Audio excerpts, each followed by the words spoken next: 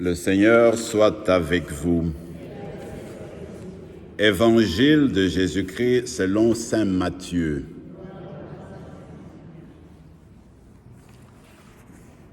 À ce moment-là, les disciples s'approchèrent de Jésus et lui dirent : « Qui donc est le plus grand dans le royaume des cieux ?» Alors Jésus appela un petit enfant, le plaça au milieu d'eux, et il déclara : « Amen, je vous le dis, si vous ne changez pas pour devenir comme les enfants, vous n'entrerez pas dans le royaume des cieux. Mais celui qui se fera petit comme cet enfant, celui-là est le plus grand dans le royaume des cieux.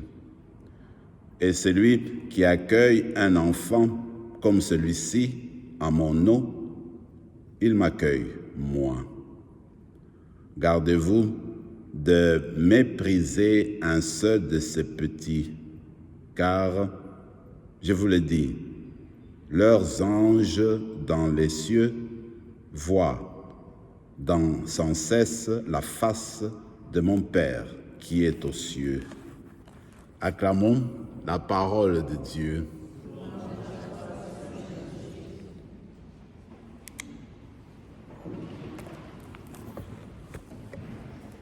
Et oui, c'est la fête des anges, des 5 anges gardiens.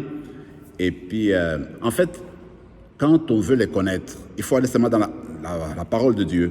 Parce que je me dis, en fait, notre foi, pour savoir qui nous sommes, si on veut vraiment aller en profondeur dans notre foi, il faut se servir de la parole de Dieu. C'est la parole de Dieu qui nous dit, qui nous révèle, n'est-ce pas, ce que Dieu voudrait qu'on sache. Alors moi, je me dis, regarde déjà, dans la Bible, premier livre de la Genèse, il y a des anges dedans. Quand tu regardes dans la vie de Jésus lui-même, dans l'exemple d'aujourd'hui, il dit, écoutez, les enfants, les personnes qui sont chez Dieu, eh bien, Dieu, les anges voient leur visage. Et vous vous rappelez encore dans l'Évangile, à un autre moment, le Seigneur dit, écoutez, pour la personne qui s'est convertie et qui se réjouit, eh bien, il y a aussi fête au ciel. Les anges se réjouissent parce que quelqu'un s'est converti et il est entré par la porte de chez Dieu. Alors, les anges, ils font tout, ils font la fête, voyez-vous. Donc, pour dire que les anges sont en réalité vivants dans notre vie. Moi, ce que je trouve de beau, c'est que le Seigneur nous apprend que chacune d'entre nous a un ange. Pourquoi ? C'est tout simplement parce que Dieu veut montrer combien il nous aime, comment il veut montrer sa protection, son amour, comment il veut marcher avec nous à chaque moment.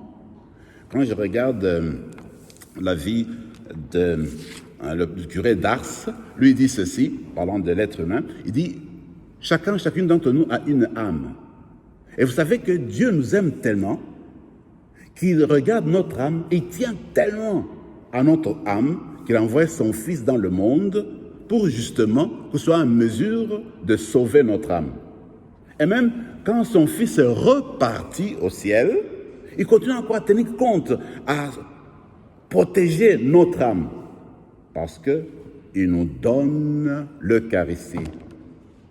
Une seule nourriture peut donner la force à notre âme. C'est quoi ? Le corps du Christ, dit-il.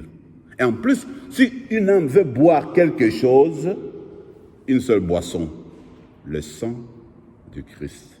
Comme pour dire, en fait, Dieu tient à chacune d'entre nous. Mais maintenant, ce qu'il faudrait faire, c'est que nous apprenions, chacune d'entre nous, à ouvrir davantage notre cœur pour l'accueillir en nous. Et nous permettre que nous, ici sur la terre, nous devenions nous-mêmes des anges aussi.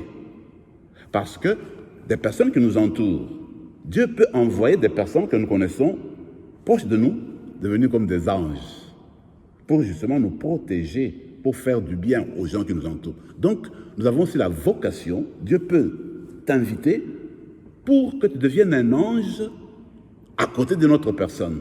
C'est une vocation aussi qu'on peut avoir. Je regarde, le Seigneur nous dit, eh bien, ce qu'il faudrait faire en fait, si on veut rester proche de Dieu, entrer dans son royaume, c'est qu'il faut être comme un enfant.